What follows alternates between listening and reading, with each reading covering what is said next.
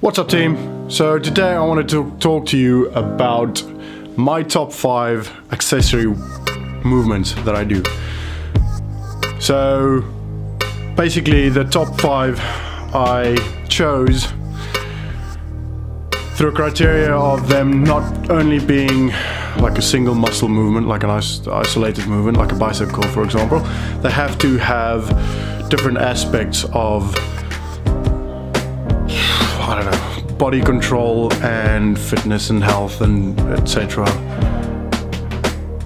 to count as one of the top 5. So basically I took into account that they have to have a balance aspect or a strength aspect.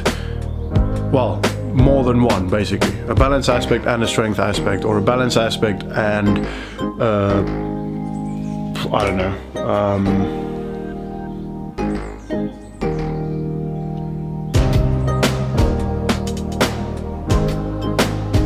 mobility aspect.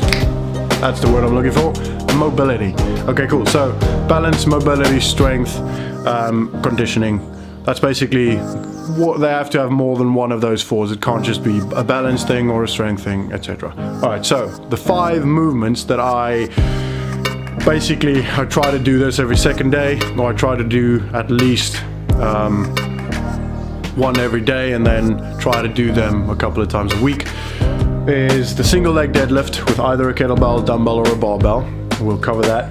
The dead hang from a pull-up bar or rings, and there are different variations that you can do, which obviously does different things. The Turkish get-up, which you can do with a kettlebell and a dumbbell. I prefer kettlebell. Well, you can do it with a barbell as well. I've seen that done. L-sits or well, it's from the dead hang. You can do an L-sit from the dead hang. And the Cossack squat. Alright, so first things first, let's cover the single leg deadlift. Right, so it's a pretty simple movement. Basically all you do is you pick up the dumbbell or the barbell or the kettlebell. You can do a double dumbbell, double kettlebells, doesn't matter, or single, it doesn't really matter. It all depends on how well your body functions with these movements. So I'm gonna try and show you what it is and to explain to you some things to keep in mind while doing these things. I'm gonna do it with, just start with a light kettlebell and then maybe a double dumbbell or whatever, just to show you that you can, you know, progress and you can do different levels of this movement. All right, so let's see if I can move this camera down, zoom out a little bit. All right, cool. Hopefully you guys can hear me. I'm just picking up the kettlebell. Alright, just a lightweight 16 kilogram kettlebell, so because I'm just demoing, I'm not going to go heavy. I have no desire to get a workout out of this right now. So there are so many different ways you can do it. You can do it right leg, right arm, right leg, left arm. You can do it right leg, both arms. Alright, so I'm going to show you the different ones. Basically, it's simple. I'm going to do left leg, right arm, so opposite arm from the leg. So you're going to go up. I like to start at the top because that way I just set it better. And then from there I'm going to go down, keep that back leg straight. See, there's the balance aspect. Keep the back leg straight until I go touch the floor and back up. So as I move forward, there's basically a straight line between my leg and my torso. I'll try to at least touch and go down, go back. So you can do it the same leg as well. So I'll do right leg, right arm. Exactly the same. Straight line between the torso and the leg that's lifting up. So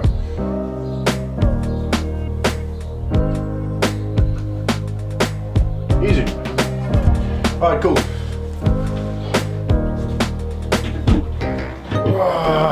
Now I'm back.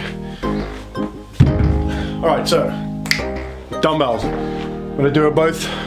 You can see I'll do both legs. Yeah, fuck it, let's just do it.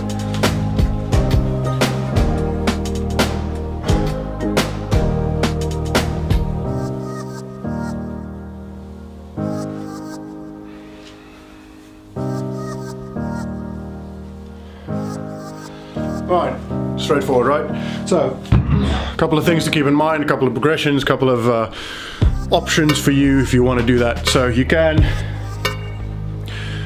keep your legs straight, do it in this sort of Romanian deadlift type of style, which obviously just activates your posterior chain a lot more. And you can bend your legs. I like bending my legs because I've got a bit of a soleus, whatever you want to call it, however you want to pronounce it, weakness, and doing this with a bent leg activates the soleus a lot more. So a couple of things you get out of this: you get balance, obviously, because you're on one leg, especially if you start swapping them around. You know, do a couple of reps left arm, right leg, a couple of reps right arm, right leg. You know, you're testing your balance a lot, you're improving your balance a lot. This will also give you strength in your calf, your ankle, and obviously your lower back, posterior chain, and maybe even a little bit in your shoulders because you're holding, right, maybe not, I don't know. Regressions, progressions. If you've never done this before and you're only starting out and you've never trained before, it's fine just doing them without any weight. You can still do a single leg deadlift with literally nothing in your hands. If you want to start getting something in your hands, maybe grab a PVC pipe, you know, but you don't need to. It still will work balance and some strength, especially in the calves and the ankles, if you just have no weight. And then obviously the stronger you get, the more comfortable you get, the better your balance gets, the more you add weight and variations as to where the weight is, in which arm, etc. Right, so single leg deadlift covered. Let's move on to dead hang. Oh, let me just put the dumbbells away. Right, so for the dead hang, I'm gonna move you guys around so you can see all my awesome posters of the games athletes and my bag and all that stuff, all the cool kit that I've got. Yeah. Alright, so dead hang is very simple. All you do is you hang.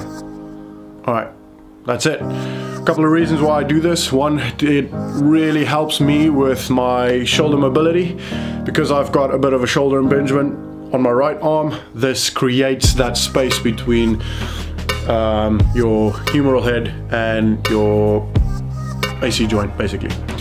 It lengthens the muscles a little bit, it relaxes the lats and your triceps, and obviously apart from that it also gives you a good grip strength. So a couple of variations you can do this. First, if you've never done this before, you can do this banded, or you can do this with your legs, say, on a box. But once you get to a point where you can dead hang, you don't have to hang for a long time, maybe do 5 sets of 15 seconds to start with. But once you get to a point where you can actually hang quite well, you can start adding stuff into it. So dead hang would literally just be arms about shoulder width, and you just hang. Simple. Right. No need to tense your core, just relax, just hold on. The only thing working is your forearms. You shouldn't pull down in your shoulder, you shouldn't have scapular retraction, just relax your arm, relax your scapulas, just hang. Alright, then once that gets boring, you can start doing a hollow hold hang, which in this case activates your core, which is great for any gymnastics movements basically that you do. So there you get a second aspect of strength. So that'll be just hang, and then you just tighten your core, that's it. Shoulders still relaxed, still everything else relaxed, it's just your core. So your legs will start coming a little bit forward. That's it. Alright. And then from there, I know it's very dark, you can barely see me, but just bear with me. From there, if that gets too easy, you can start doing L-sit hangs, which is great for your core, for your hip flexors, and still your strength in your forearms, and you get a little bit of control through your scapula while still being relaxed. I don't know if I'll be able to do this because my shoulder is still not great, but I'll try to show you guys. Alright. Shoulders exactly the same, and then you just raise your legs. Yeah, I'm not good with that yet.